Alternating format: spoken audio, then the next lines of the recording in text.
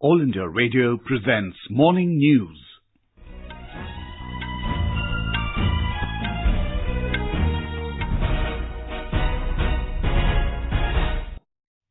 Good morning, I'm Sanjay Mattu. The headlines. Defence Minister Rajnath Singh warns Pakistan of disintegration if it continues promoting terrorism. Government announces fresh incentives to boost exports and housing sector. GST Network decides to make Aadhaar authentication or physical verification mandatory for new dealers from January next year. 3 Maoists killed in an encounter with security forces in Sukma district of Chhattisgarh.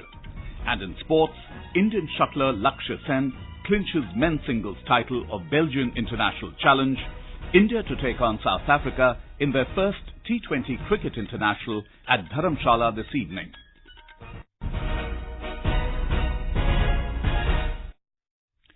Defence Minister Rajnath Singh has asked Pakistan to stop promoting terrorism, otherwise no one will be able to prevent its disintegration. Speaking at a felicitation program in Surat for families of 122 soldiers who lost their lives on the line of duty, Mr. Singh warned Pakistan that if its people cross the line of control, the Indian Army is ready and will not allow them to return. Pakistan जिस तरीके से आतंकवाद को बढ़ावा दे रहा है, ये आतंकवाद को बढ़ावा देना वह रोके, नहीं तो इस हकीकत को कोई टाल नहीं सकता है कि पाकिस्तान के और अधिक टुकड़े होकर रहेंगे. The Defence Minister said Pakistan is unable to digest India's decision to abrogate Article 370 and went to the United Nations to mislead it. The international community is not willing to believe what Pakistan is saying, he said. Mr. Singh said the population of minorities in India has increased since independence, while human rights violations keep taking place in Pakistan against Sikhs, Buddhists and others. He said minority communities in India were safe, are safe and will remain safe, adding that India does not divide people on the basis of caste or religion. Baloch rights activists have organized a poster campaign in Geneva to highlight atrocities by Pakistan in Balochistan, where enforced disappearances and killings have assumed epidemic proportions. The Stop Baloch Genocide poster campaign, organized by the Baloch Human Rights Council at the Broken Chair Monument area, coincides with the 42nd session of the United Nations Human Rights Council. Finance Minister Nirmala Sitharaman has announced a fresh set of measures worth around 70,000 crore rupees to boost exports and the housing sector. She said that the government will provide a 10,000 crore rupees special window with an aim to help complete ongoing affordable and middle-income housing projects. The housing projects considered for the special window have been limited to non-NPA and non-NCLT projects. This will benefit roughly 3.5 lakh projects across the country. A special window for affordable and middle-income housing is being created.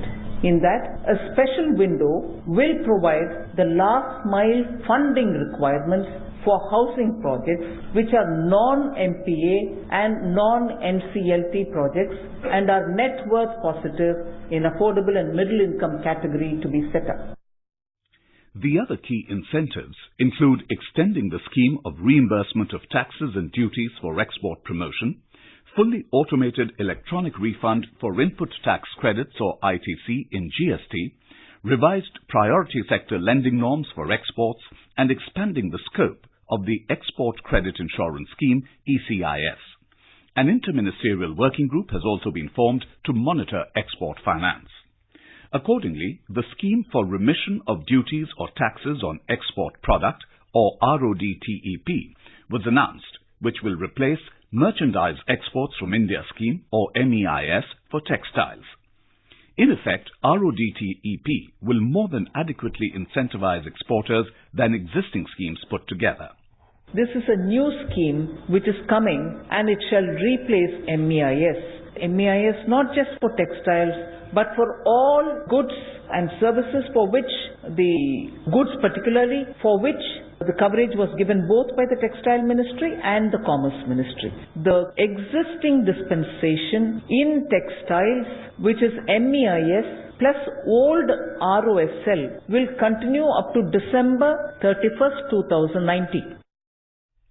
Ms. Sitharaman also announced that the Export Credit Guarantee Corporation, ECGC, will expand the scope of the Export Credit Insurance Service. The Finance Minister also said that India will organize annual mega shopping festivals at 4 locations with 4 themes across the country in March 2020. Indian industry has welcomed the incentives announced by the Finance Minister for exports in the housing sector. CII Director General Chandrajit Banerjee said the measures are decisive as well as comprehensive and will provide a boost to the economy in the near term. ASSOCHAM President B.K. Goenka said the steps on helping exports will go a long way in making Indian exporters competitive in the global market. The GST Network has decided to make Aadhaar authentication or physical verification mandatory for new dealers from January next year to check malpractices in GST. This was announced by Deputy Chief Minister of Bihar, Sushil Kumar Modi, who heads the group of ministers of the GST Network. Addressing the media in Bengaluru, he said Aadhaar authentication was earlier optional. Mr. Modi said the decision was taken after noticing in the last 2 years that there's a good number of fly-by-night operators who make fake invoices. He said for those who do not want Aadhaar authentication, physical verification will be carried out, which will be completed in 3 days. He further said that no state government is in favour of slashing the GST slab for the automobile sector from 28% to 18%, fearing loss of revenue. He said the next GST Council meeting is scheduled to take place in Goa on September 20. The Enforcement Directorate has questioned Karti Chidambaram's chartered accountant in money laundering cases against senior Congress leader P. Chidambaram. S. Bhaskara-Raman, a key witness in the money laundering cases against the former finance minister, was questioned about his role as the chartered accountant who allegedly manipulated a maze of accounts and payments. Bhaskara-Raman was the chartered accountant of Chidambaram's son, Karti Chidambaram, who is a co-accused in the Aircel Maxis money laundering case. The Enforcement Directorate ED has raided multiple locations in connection with disproportionate assets case against Indian Revenue Service Officer Neeraj Singh. The ED said it raided 6 locations, 2 each in Kolkata, Mumbai and Patna, after it booked Singh under the Prevention of Money Laundering Act, PMLA. The ED filed a criminal case against him based on a Kolkata police FIR for accumulation of huge wealth in the name of his associates by giving undue favours, misusing his official position. Singh has been under the scanner of the Kolkata police and the ED for alleged links with the prime accused of the 15,000 crore rupee Rose Valley chit fund scam, Gautam Kundu. This is All India Radio giving you the news. For quick news updates, follow us on Twitter at AIR News Alerts. Foreign Secretary Vijay Gokhale will begin a 2-day visit to Iran today to attend the 16th Foreign Office consultations. MEA spokesperson Ravish Kumar said that during the visit, Mr. Gokhale will hold talks with his Iranian counterpart, Sayyid Abbas Araghchi. He said the Foreign Secretary is also expected to call on Iranian Foreign Minister Javed Zarif. The visit has come at a time when Iran is facing crippling sanctions from the United States aimed at crippling the country's exports. In Chhattisgarh, 3 Maoists were killed in an encounter with security forces in Sukma district yesterday evening. Police said the gun battle took place around 6 p.m. in a forest near Tadmetla Mukram Nala under Chintalnar police station area when a team of District Reserve Guard was out on patrolling. On getting information that Nakshals have dug up a road near Tadmetla, security forces launched the operation in the area. Many weapons, including a rifle, were recovered from the spot. The Uttar Pradesh government has appealed to new entrepreneurs to come up with ideas for startups to curb single-use plastic and identify alternatives for it. Deputy Chief Minister Dinesh Sharma announced that to promote new startups, the government is creating a 1,000 crore rupee startup fund and will soon establish the country's biggest incubator in Lucknow for a startup revolution. More from our correspondent. The Startup Conclave was first of its kind of event organized in state capital Lucknow, in which hundreds of young minds, college students and entrepreneurs gathered from state and other parts of country. Deputy Chief Minister Dr. Dinesh Sharma said that government is working towards creating a positive ecosystem for the promotion of startups. He announced that government will soon come up with comprehensive and independent startup policy in various sectors including agriculture, medical, health, power, khadi, tourism and transport. He also gave awards to the best student startup and best women entrepreneur and flagged off a startup bus on this occasion. Sushil Chandra Tiwari, AIR News, Lucknow. The Maharashtra government has launched a patient search campaign in which 14,000 surveyors will cover 8.66 crore people in 1.73 crore households for early detection and diagnosis of diseases. A report. State Health Minister Lakshya Sen said Maharashtra is the first state in the country to implement this joint initiative. He informed that the health survey will cover all rural areas as well as 30% of risk-bearing urban population. He added that the plan primarily aimed at helping leprosy and tuberculosis patients. Shri Shinde informed that during the survey, patients suffering leprosy, TB, high BP, diabetes, oral cancer, breast cancer will be examined by the doctors. State, district and taluka level committees have been formed to oversee the drive. Pooja Pal, AIR News, Mumbai. In Hong Kong, at least 25 people were hospitalized during protests yesterday. Multiple skirmishes occurred earlier in the day between anti-government protesters and pro-Beijing supporters in the city. According to RTHK broadcaster, the conflict initially started between the two groups of protesters in the Amoy Plaza Mall, where several scuffles occurred. A man with a Chinese flag hit a rival protester, and he in turn was attacked by anti-government activists with umbrellas, which are a symbol of the pro-democracy movement. The riot police arrived at the scene, blocked the entrance to the mall, and detained many people. In badminton, rising Indian shuttler Lakshya Sen stunned second seed Victor Svensson of Denmark in straight games to clinch the men's singles title at the Belgian International Challenge yesterday. Lakshya was at his best as he notched up a comfortable 21-14, 21-15 win over Svensson in the title clash. Saurabh Verma will take on China's Sun Feixiang in the final of the Vietnam Open today.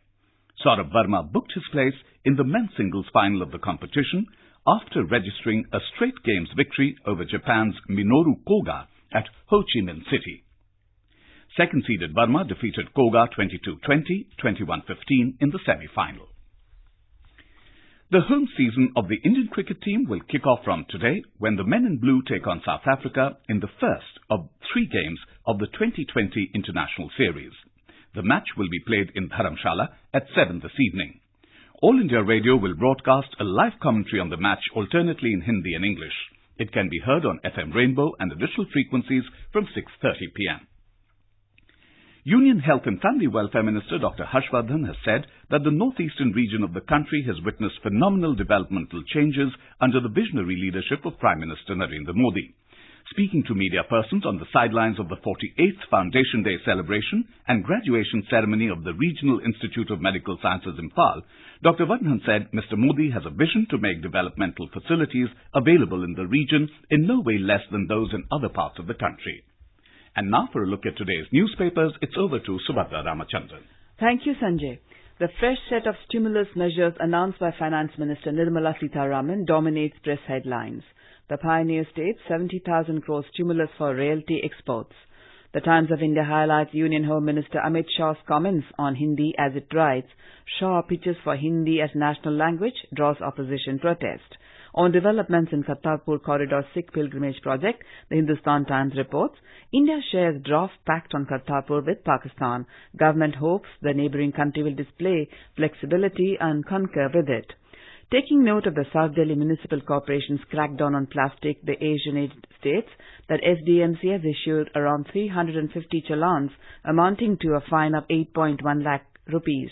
And finally, news of a bus turned into a school under the Wisdom on Wheels initiative. The Indian Express writes, laptops to projectors, school on wheels, wows Rajkot children. With that, it's back to you, Sanjay. Thank you, Subhadra. And now before we end the bulletin, the headlines once again. Defence Minister Rajnath Singh warns Pakistan of disintegration if it continues promoting terrorism. Government announces fresh incentives to boost exports and housing sector. GST Network decides to make Aadhaar authentication or physical verification mandatory for new dealers from January next year. 3 Maoists killed in an encounter with security forces in Sukma district of Chhattisgarh. And in sports, Indian shuttler Lakshya Sen clinches men's singles title of Belgian International Challenge. India to take on South Africa in their first T20 Cricket International at Dharamshala this evening. And with that, we end the morning news. Have a nice day.